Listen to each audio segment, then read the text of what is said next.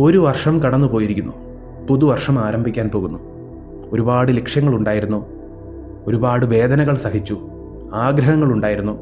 പലതും ഭഗവാന്റെ അനുഗ്രഹം കൊണ്ട് നിറവേറി, ചിലത് നിറവേറിയില്ല. അടുത്ത വർഷമെങ്കിലും വലിയ ആഗ്രഹങ്ങൾ പൂർത്തീകരിക്കണം എന്നുള്ളതാണ് നമ്മൾ ഓരോരുത്തരുടെയും മനസ്സിലുള്ള ലക്ഷ്യം. എൻ്റെയും നിങ്ങളുടെയും എല്ലാ മനസ്സിലുള്ള ലക്ഷ്യം. അതിലേക്ക് നമ്മളെ എത്തിക്കാൻ സാധിക്കുന്നൊരു കാര്യം, ഇത്രയും കാലം ഞാൻ എൻ്റെ വീഡിയോയിലെല്ലാം കൂടെ എല്ലാത്തിൻ്റെയും ഒരു സാരാംശം എടുത്താൽ, അതിൻ്റെ ഒരു കോർ ഐഡിയ എടുത്താൽ, ബേസിക് ഐഡിയ എടുത്താൽ ഇത് തന്നെയായിരുന്നു. ഒരു കാര്യം, വിധിയെ പോലും മാറ്റുന്ന ദൈവഭക്തി.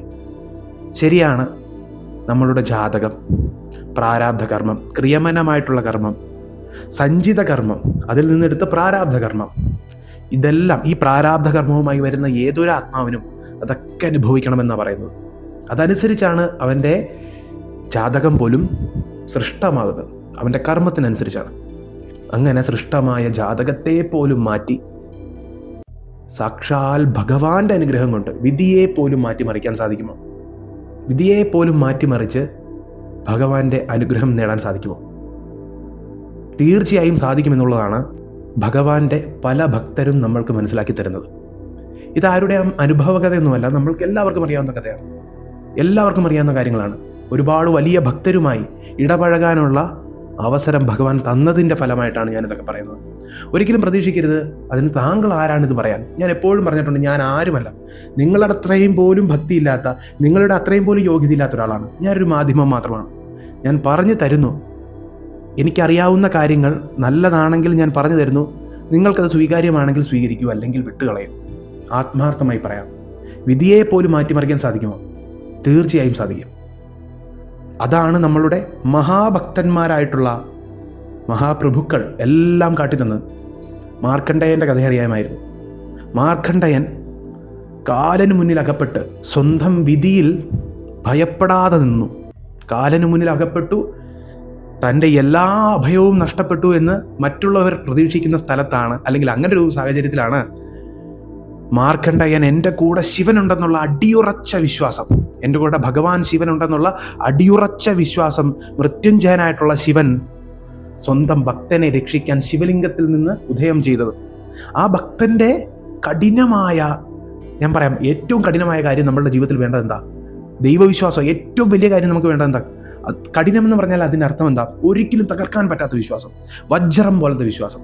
ഹനുമാൻ സ്വാമിക്ക് വജ്രദേഹം എന്നാണ് നമ്മൾ പറയുന്നത്. വജ്രഹൃദയമുണ്ട്. എന്താ? ഒരിക്കലും പൊട്ടിക്കാൻ പറ്റില്ല, ഒരിക്കലും നശിപ്പിക്കാൻ സാധിക്കില്ല. അതുപോലെ വജ്രം പോലാണ് ഭഗവാന്റെ ഭക്തി. രാമസ്വാമിയോടെന്നാണ് പറയുന്നത്.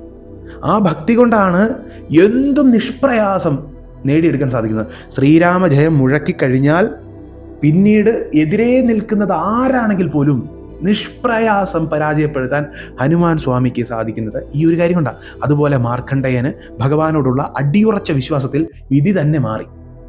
അതുപോലെ തന്നെ പ്രഹ്ലാദൻ വിധിയാകുന്ന, ഇവിടെ കാലൻ യമധർമ്മനാണെങ്കിൽ അതേ കാലൻ, ആ യമധർമ്മനായിട്ട് പ്രഹ്ലാദന്റെ കഥയിൽ വന്നത് ആരാ? സാക്ഷാൽ പിതാവാണ്. ഹിരണ്യകശിപു സ്വന്തം അച്ഛൻ കാലന്റെ രൂപത്തിൽ നിൽക്കുകയാണ്. എങ്ങനെയാണോ ശിവലിംഗത്തിൽ നിന്ന് ഭഗവാൻ ശിവൻ പ്രത്യക്ഷപ്പെട്ടത്, അതുപോലെ ഒരു സ്തംഭത്തിൽ നിന്ന്, അഗ്നിസ്തംഭമാണ് ശിവലിംഗം, അതുപോലൊരു സ്തംഭം, അതായത് ഉഗ്രസ്തംഭം എന്ന് പറയുന്നത്, ഭഗവാൻ വന്ന് നരസിംഹസ്വാമി വന്ന ഉഗ്രസ്തംഭം, ആ ഉഗ്രസ്തംഭം പിളർന്നുകൊണ്ട് വന്നതാരാണ്? ഹിരണ്യന്റെ നെഞ്ച് പിളർക്കാൻ വന്നതാരാണ്? ഭഗവാൻ. വിധിയെ പോലും മാറ്റി എഴുതി സ്വന്തം ഭക്തന് വേണ്ടി നരസിംഹ രൂപം ധരിച്ച് ഇന്നേ വരെ നമ്മൾ കണ്ടിട്ടില്ലാത്ത ഉഗ്രസ്വരൂപത്തിൽ ഭഗവാൻ വിഷ്ണു പ്രത്യക്ഷമായെങ്കിൽ അത് വേറെ ആർക്കും വേണ്ടിയല്ല, ദേവന്മാർക്ക് വേണ്ടിയല്ല, തൻ്റെ ഭക്തന് വേണ്ടിയാണ് വന്നത്. ഭക്തരക്ഷയ്ക്കായി, ഭക്തന്റെ വിശ്വാസ സംരക്ഷണത്തിനായി. ആ തൂണിലുണ്ടെൻ്റെ ഹരി എന്ന് പറഞ്ഞാൽ ആ പറഞ്ഞ വാക്കിന് വാക്സിദ്ധി ഉണ്ടാകണം. പ്രഹ്ലാദന്റെ വാക്കിന് വാക്സിദ്ധി ഉണ്ടാകണം എന്നുള്ള നിർബന്ധം കൊണ്ട് എൻ്റെ ഭക്തൻ പറഞ്ഞു, തൂണിലും തുരുമ്പിലും ഞാനുണ്ട്. എല്ലായിടത്തും നിറഞ്ഞു നിൽക്കുന്നതാണ് തന്നെയാണ് ഭഗവാൻ, ബ്രഹ്മം. എല്ലായിടത്തും ഉണ്ട് ഭഗവാൻ, എല്ലായിടത്തും ഉണ്ട്. നമ്മൾ ആരാധിക്കുന്ന ഏത് ദേവനാണെങ്കിലും ആ ഭഗവാനെ ഉണർത്തിയെടുക്കാൻ സാധിക്കണമെങ്കിൽ അവിടെ ഹരിയുണ്ട്, അവിടെ ശിവനുണ്ട് എന്ന് പറയുമ്പോൾ അവിടെ പ്രത്യക്ഷമാകണമെങ്കിൽ ആ പ്രത്യക്ഷമാക്കാനുള്ള കരുത്ത് ഭഗവാനല്ല ഉള്ളത്, ഭക്തനാണുള്ളത്. ഭക്തനാണ് തീരുമാനിക്കുന്നത്. അവന്റെ വിശ്വാസത്തിന്റെ പ്രതിനിധിയായിട്ടാണ് ഭഗവാൻ അവിടെ പ്രത്യക്ഷമാകുന്നത്. ഇതുപോലെ അനേകായിരം കഥകൾ, ഭക്തിയുടെ ഈ ഉന്നതമായ അവസ്ഥയിലുള്ള പല കഥകളും നമ്മൾ കേട്ടിട്ടുണ്ട്. പ്രത്യേകിച്ച് മനസ്സിനോട് ചേർന്ന് നിൽക്കുന്ന കഥകൾ മാർക്കണ്ഡേയന്റെയും അതേപോലെ പ്രഹ്ലാദന്റെയും കഥയാണ്. രണ്ടുപേരുടെയും കഥ തമ്മിൽ നല്ല സാമ്യമുണ്ട്. രണ്ടുപേര് ജപിച്ചിരുന്ന മന്ത്രങ്ങൾ തമ്മിലും നല്ല സാമ്യമുണ്ട്. രണ്ടുപേരുടെ മുന്നിൽ പ്രത്യക്ഷനായ ആ ഭഗവാന്മാരുടെ സ്വരൂപവും നല്ല പോലെ ബന്ധപ്പെട്ട് കിടക്കുകയാണ്. അതിപ്പോൾ ശിവലിംഗത്തിൻ്റെ കാര്യമെടുത്താലും ശിവലിംഗം തന്നെയാണ് രണ്ടും. അത് നമ്മൾക്ക് അത്രയും സൂക്ഷ്മമായി പോയെങ്കിൽ മാത്രം മനസ്സിലാകുന്ന കാര്യമാണ്. അതിനപ്പുറം നമ്മൾ പോട്ടെ, ഇതെല്ലാം പോട്ടെ. ഇവിടെ എന്താണ് ഈ രണ്ടുപേരുടെയും ഏറ്റവും വലിയ ഗുണം? ആ ഗുണം എന്താണ്? ആ ഗുണം കൊണ്ടാണ് വിധി പോലും മാറിയത്. വേറൊന്നുമല്ല, അടിയുറച്ച വിശ്വാസം. ഹരി എല്ലായിടത്തും ഉണ്ടെന്നുള്ള വിശ്വാസം. എത്ര പ്രശ്നങ്ങൾ വന്നാലും ആനയെ കൊണ്ട് കൊല്ലിക്കാൻ നോക്കി, ചവിട്ടിക്കാൻ നോക്കി, ഓളുകയെ കൊണ്ട് എരിച്ചു കളയാൻ നോക്കി, എന്തൊക്കെ ചെയ്തു. വലിയ മലയുടെ മുകളിൽ നിന്ന് താഴേക്ക് തള്ളിയിടാൻ നോക്കി. എന്തൊക്കെ ചെയ്തിട്ടും പ്രഹ്ലാദനെ എന്തുകൊണ്ട് ഭഗവാൻ രക്ഷിച്ചു? താഴേക്ക് വീഴുമ്പോൾ ഹരി നാരായണ എന്നാണ് പ്രഹ്ലാദൻ ഉച്ചരിക്കുന്നത്. അല്ലാതെ അയ്യോ അങ്ങനെ ഒന്നും പറയാറില്ല, അല്ലെങ്കിൽ എന്നെ രക്ഷിക്കണേ, അങ്ങനെയല്ല. ഭഗവാന്റെ നാമമാണ്. എന്തുകൊണ്ടാണ്? അതും ഭയന്നിട്ടല്ല വിളിക്കുന്നത്, സന്തോഷത്തോടു കൂടിയാണ് വിളിക്കുന്നത്. അത്രയും വലിയ മലമുകളിൽ നിന്ന് താഴേക്ക് പതിക്കുമ്പോഴും ചിരിച്ചുകൊണ്ടാണ് വരുന്നത്. കാര്യം എന്താ? ഭഗവാൻ രക്ഷിക്കാൻ വരുമെന്നുള്ള വിശ്വാസം, അപാരമായ വിശ്വാസം, അടിയുറച്ച വിശ്വാസം. അതുകൊണ്ട് ഒരു തരത്തിലുള്ള ചിന്തയില്ല, 1% പോലും വേറിട്ടുള്ള ചിന്തയില്ല. ഭഗവാൻ വരുമോ ഇല്ലയോ എന്ന് 1% പോലും സംശയമില്ല. നമുക്കെല്ലാവരുടെയും ഉള്ളിൽ, നമ്മളെല്ലാവരുടെയും ഉള്ളിൽ തന്നെ ചെറിയ തോതിൽ സംശയമുണ്ട്. ആരാണെങ്കിലും, ഞാനാണെങ്കിലും നിങ്ങളാണെങ്കിലും ഏത് വ്യക്തിയാണെങ്കിലും അവരുടെ ഉള്ളിൽ ഒരു ചെറിയ സംശയം കാണും. സത്യസന്ധമായി പറഞ്ഞാൽ അത്രയ്ക്ക് വലിയ വിശ്വാസമൊന്നും നമ്മൾക്ക് പലർക്കും ഇല്ല. നടക്കുമോ എന്നുള്ളൊരു ചിന്ത നമ്മൾക്കുണ്ട്. പക്ഷേ നമ്മളുടെ ഗ്രന്ഥങ്ങളും നമ്മളുടെ മഹാഗുരുക്കന്മാരും മഹാഭക്തന്മാരും നമ്മൾക്ക് കാട്ടിത്തരുന്ന കാര്യം എന്താ? അചഞ്ചലമായ വിശ്വാസമുണ്ടെങ്കിൽ, അചഞ്ചലമായ വിശ്വാസം, ഒരു മൈന്യൂട്ട് 0.1% പോലും, 1% 0.1% പോലും നമ്മൾക്ക് വിശ്വാസം ഇല്ലെങ്കിൽ ആ കാര്യം നടക്കില്ല. 100% വിശ്വസിക്കാൻ പഠിച്ചാൽ ആ നിമിഷം മുതൽ വിധി പോലും മാറുന്ന അത്ഭുതം നമ്മൾക്ക് കാണാൻ സാധിക്കും. ആ ഒരു വിശ്വാസമാണ് നമ്മളുടെ ഉള്ളിൽ ഉണ്ടാകേണ്ടത്. ആ വിശ്വാസം ഒരിക്കലും മറ്റുള്ളവരുടെ മുന്നിൽ കാണിക്കാനുള്ള വിശ്വാസമായിരിക്കരുത്. നമ്മളെല്ലാവരുടെയും തന്നെ, ഞാൻ പറയുന്നു, ഞാനും നിങ്ങളും എല്ലാവർക്കും കാട്ടാനുള്ള വിശ്വാസമാണ് പലരുടെയും ഉള്ളിലിരിക്കുന്നത്. മറ്റുള്ളവർക്ക് മുന്നിൽ കാട്ടാൻ, ഞാൻ ഭക്തനാണെന്ന് കാട്ടാൻ. ക്ഷേത്രത്തിൽ ചെല്ലുമ്പോൾ വലിയ രീതിയിൽ ഭക്തനാണെന്നുള്ള രീതിയിൽ പല കാര്യങ്ങളും ചെയ്തു കൂട്ടുന്നു. പല രീതിയിലും മറ്റുള്ളവരുടെ മുന്നിൽ ഞാൻ ഭക്തനാണെന്ന് കാട്ടുന്നു. എങ്കിൽ ഉള്ളിൻ്റെ ഉള്ളിൽ ഭക്തി ഇല്ലാതിരിക്കുന്നു. സത്യസന്ധമായി പറയട്ടെ, ഞാൻ കണ്ടിട്ടുള്ള മഹാഭക്തന്മാരൊന്നും തന്നെ ക്ഷേത്രത്തിൽ പോയി വലിയ പ്രകടനങ്ങൾ കാട്ടാറോ അല്ലെങ്കിൽ സ്റ്റാറ്റസ് ഇടാറോ അല്ലെങ്കിൽ ഇപ്പോൾ മോഡേൺ ഡേ ഫോട്ടോ ഇടാറോ അങ്ങനെ ഒന്നും ചെയ്യാറില്ല. അവർ പോകുന്നു, ആത്മീയമായ ആ സത്യത്തെ മനസ്സിലാക്കുന്നു, തിരിച്ചു വരുന്നു. അവർക്കൊരു ലക്ഷ്യമേ ഉള്ളൂ, അവിടെ ചെന്ന് ഭഗവാന്റെ ആ ക്ഷേത്രത്തിൻ്റെ ഫോട്ടോ എടുത്ത് സ്റ്റാറ്റസ് ഇടാമെന്നൊന്നുമല്ല അവരുടെ ഉദ്ദേശം. അവർക്ക് അവിടെ പോയാൽ ഭഗവാന്റെ സാന്നിധ്യം അറിയണം, ഭഗവാനെ അറിയണം. അങ്ങനെ സാന്നിധ്യം അറിഞ്ഞ് ക്ഷേത്രത്തിൽ പോകാതെ തന്നെ എല്ലായിടത്തും ഭഗവാൻ ഉണ്ടെന്നുള്ള സത്യത്തിലേക്ക് അവർ മാറും. ഞാൻ വേറൊന്നും കൊണ്ട് പറയുന്നതല്ല, നമ്മളെല്ലാവരും തന്നെ നമ്മൾ എവിടെ, ഇപ്പോൾ പളനിക്ക് പോയാലും നമ്മൾ ഗുരുവായൂർ പോയാലും ഞാനും നിങ്ങളും എല്ലാം തന്നെ നമ്മൾക്കൊരു ടെൻഡൻസി ഉണ്ട്, കുറച്ച് കറങ്ങണം, ഭഗവാനെ കാണുന്നതിനപ്പുറം കുറച്ച് സാധനങ്ങൾ വാങ്ങണം, ഫോട്ടോ എടുക്കണം, ഒരുപാട് പേരെ അറിയിക്കണം. അങ്ങനെയൊക്കെയാണ് നമ്മളുടെ ലക്ഷ്യങ്ങൾ. ഇതൊക്കെയാണ് നമ്മളുടെ ലക്ഷ്യങ്ങൾ, കാട്ടാനുള്ള ലക്ഷ്യങ്ങളാണ്. എങ്കിൽ അവിടെ ചെന്ന് ഭഗവാന് വേണ്ടി പോകുന്ന എത്ര പേരുണ്ട്? ഒരു ക്ഷേത്രത്തിൽ പോകുമ്പോൾ ഭഗവാനാണ് എൻ്റെ ലക്ഷ്യമെന്ന് പറഞ്ഞു പോകുന്ന എത്ര പേരുണ്ട്? പലരും ക്ഷേത്രത്തിൽ പോകുമ്പോൾ തന്നെ ഇന്ന കാര്യങ്ങൾ വാങ്ങണം, ഇന്ന സ്ഥലത്ത് കറങ്ങാൻ പോകണം, ഇന്ന രീതിയിലൊക്കെ. അതാണ് ഉള്ളിൻ്റെ ഉള്ളിൽ നിന്ന് ഭക്തിയോടുകൂടി എത്ര പേർ പോകുന്നു? ആ ഭക്തിക്കാണ് യഥാർത്ഥ മൂല്യം. അതാണ് അചഞ്ചലമായ വിശ്വാസം. അചഞ്ചലമായ വിശ്വാസം, ഭഗവാന്റെ അടുത്ത് ചെന്ന് നിൽക്കുമ്പോൾ ഭഗവാൻ എല്ലാം തരും എന്നുള്ള അടിയുറച്ച വിശ്വാസം. ആ അടിയുറച്ച വിശ്വാസം ഇന്നല്ലെങ്കിൽ നാളെ നമ്മളുടെ എല്ലാ കർമ്മങ്ങളെയും തരണം ചെയ്യിപ്പിച്ചുകൊണ്ട് സൗഭാഗ്യം, നമ്മൾ എന്താഗ്രഹിക്കുന്നു അത് തരും. ഞാൻ പറയട്ടെ, പല സൗഭാഗ്യങ്ങൾക്കായിട്ട് താഴ്ന്ന തരത്തിലുള്ള ആരാധനയിലേക്ക് കൂപ്പുകുത്തുന്നതിലും നല്ലത്, അല്ലെങ്കിൽ അങ്ങനെയുള്ള കാര്യങ്ങളിലേക്ക് പോയി വീഴുന്നതിനേക്കാൾ നല്ലത് സാക്ഷാൽ ഭഗവാനോട് അടിയുറച്ച വിശ്വാസത്തോടു കൂടി മുന്നോട്ട് പോകുമ്പോൾ നമ്മൾക്കുണ്ടാകുന്ന വിജയമാണ് യഥാർത്ഥ വിജയം. ഭഗവാൻ തരുന്ന വിജയമാണ്. ഏതൊരു മൂർത്തിക്കും ഭഗവാൻ ആകണമെന്നൊന്നുമില്ല. താഴ്ന്ന മൂർത്തികൾക്കും ഏത് തരം മൂർത്തികൾക്കും നിങ്ങൾക്ക് സൗഭാഗ്യം തരാൻ സാധിക്കും. പക്ഷെ നിലനിൽക്കുന്ന സൗഭാഗ്യം തരാൻ എല്ലാം സൃഷ്ടിച്ച ആ ഭഗവാന് മാത്രമേ സാധിക്കുകയുള്ളൂ. അപ്പോൾ ആ ഭഗവാന്റെ അടുത്ത് ചെല്ലണമെങ്കിൽ ഇത്തിരി ക്വാളിഫിക്കേഷനൊക്കെ വേണം. ഇപ്പോൾ 1ാം ക്ലാസ്സിലോ 2ാം ക്ലാസ്സിലോ പഠിക്കുന്ന ഒരാൾക്ക് അയാളുടെ പരീക്ഷയെ വളരെ എളുപ്പത്തിൽ നേരിടാൻ സാധിക്കും. വലിയ പ്രയാസമുള്ള പരീക്ഷയൊന്നുമല്ല. പരീക്ഷയിൽ അല്പസ്വല്പം മാർക്ക് കുറഞ്ഞാൽ പോലും ജയിച്ചു പൊക്കോളും എന്നുള്ള ഉറപ്പുണ്ട്. എങ്കിൽ അതേ കാര്യമാണോ ഡിഗ്രിയിൽ ചെല്ലുമ്പോൾ, അതേ കാര്യമാണോ നമ്മൾ PGയിൽ ചെല്ലുമ്പോൾ, ഇനി അതേ കാര്യമാണോ UPSC എക്സാം നമ്മൾ ക്രാക്ക് ചെയ്യാൻ ശ്രമിക്കുമ്പോൾ, അവിടെയൊക്കെ ടഫായിക്കൊണ്ടിരിക്കുകയാണ്.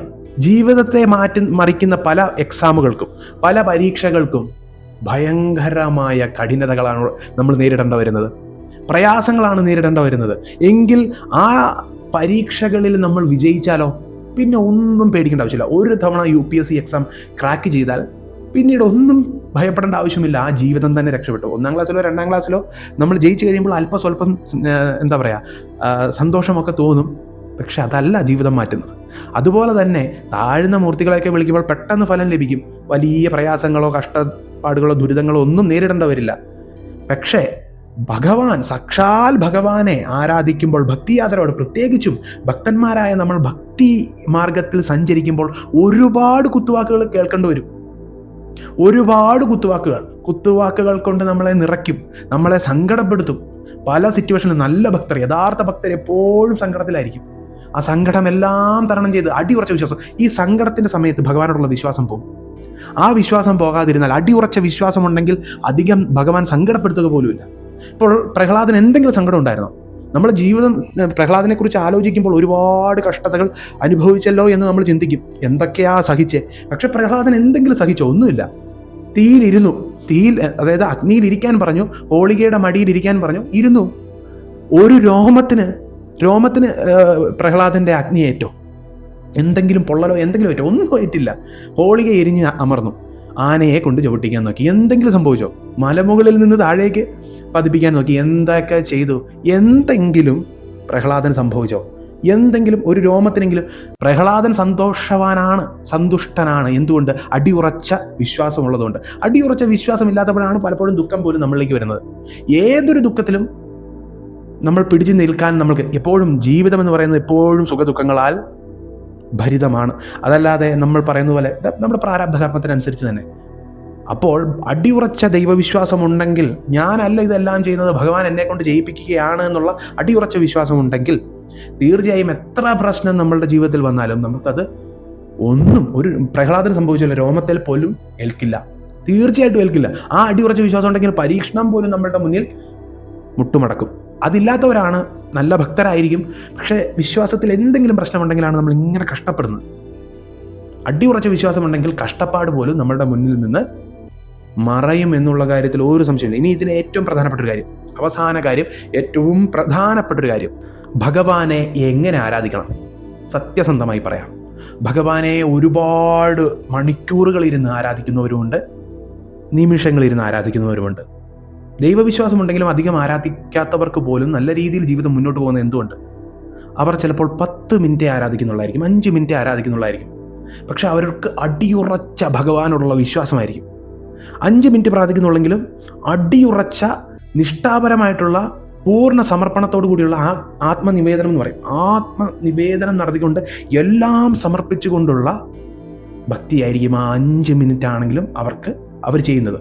വലിയ മന്ത്രങ്ങളൊന്നും ഇവർ ഉപയോഗിക്കുന്നില്ലായിരിക്കും, വലിയ രീതിയിലൊന്നും പ്രാർത്ഥിക്കുന്നില്ല.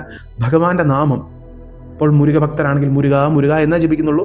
സ്കന്ദഷഷ്ടി ജപിക്കുന്നുണ്ടായിരിക്കും, സ്കന്ദഷഷ്ടി കവചം എന്ന സ്തോത്രം ജപിക്കുന്നുണ്ടായിരിക്കും. അങ്ങനെ നിസ്സാരമായ കാര്യം, അരമണിക്കൂർ കൊണ്ട് തീരുന്ന കാര്യം മാത്രമേ ചെയ്യുന്നുള്ളൂ. പക്ഷെ ജീവിതം മുഴുവൻ നല്ല രീതിയിലാണ് പോകുന്നത്. എന്താണ് കാരണം? അവരുടെ ജീവിതം ആ സകലം തന്നെ അടിയുറച്ച ദൈവവിശ്വാസമുണ്ട്. അടിയുറച്ച ദൈവവിശ്വാസമുള്ള ഒരാളെ സംബന്ധിച്ചിടത്തോളം 2-3 വർഷം അയാൾ കഷ്ടപ്പെട്ടാലും അയാൾ ആ ഭഗവാനിൽ നിന്ന് മാറില്ല. മുരുകനെ ഇഷ്ടദേവനായി സ്വീകരിച്ചു കഴിഞ്ഞാൽ നമ്മളൊക്കെ എന്ത് ചെയ്യും? നമ്മളെല്ലാവരും തന്നെ 1-2 ആഴ്ച ഒരു ഭഗവാനെ വിളിക്കുമ്പോൾ അനുഗ്രഹം കിട്ടിയില്ലെങ്കിൽ അടുത്ത ആഴ്ച പുതിയ ദേവൻ്റെ കൂടെ പോകും, പുതിയ ദേവനെ ആരാധിക്കും. അതാണ് മനുഷ്യൻ്റെ മനസ്സ്. കുരങ്ങനെ പോലാണ്, ഓരോ കൊമ്പ് ചാടി ഇങ്ങനെ നിൽക്കും. പക്ഷെ അതേസമയം 1-2 വർഷം കഴിഞ്ഞു, 3 വർഷം കഴിഞ്ഞു, 4 വർഷം കഴിഞ്ഞു, അടിയുറച്ച മുരുക വിശ്വാസത്തോടു കൂടി ഭഗവാൻ എൻ്റെ ജീവിതം മാറ്റുമെന്നുള്ള അടിയുറച്ച പളനിയാണ്ടവനോടുള്ള വിശ്വാസത്തോടുകൂടി ഒരു മുരുക ഭക്തൻ, ഞാനൊരു മുരുകൻ്റെ എക്സാമ്പിൾ പറയാം, മുരുക ഭക്തൻ മുന്നോട്ട് പോയാലോ ഉറപ്പാ 5-ാമത്തെ വർഷം അവൻ്റെ ജീവിതം മാറും. അവൻ ആഗ്രഹിക്കുന്ന എന്താണോ, ആത്മീയമായ ഉന്നതിയാണോ ഭൗതികമായ ഉന്നതിയാണോ അവൻ ആഗ്രഹിക്കുന്ന കാര്യം കിട്ടും. അതാ പറഞ്ഞത്, UPSC എക്സാമിൻ്റെ കാര്യം ഓർത്താൽ മതി. പരീക്ഷ ഇത്തിരി കഠിനമായിരിക്കും. കാര്യം നമ്മൾ നേരിട്ട് സാക്ഷാൽ ഭഗവാനെയാണ് പ്രസന്നപ്പെടുത്താൻ നോക്കുന്നത്, ഭഗവാനെയാണ് നമ്മളുടെ അടുത്തേക്ക് ആനയിക്കുന്നത്. അപ്പോൾ ഇത്തിരി പ്രയാസപ്പെടേണ്ട തന്നെ വരും.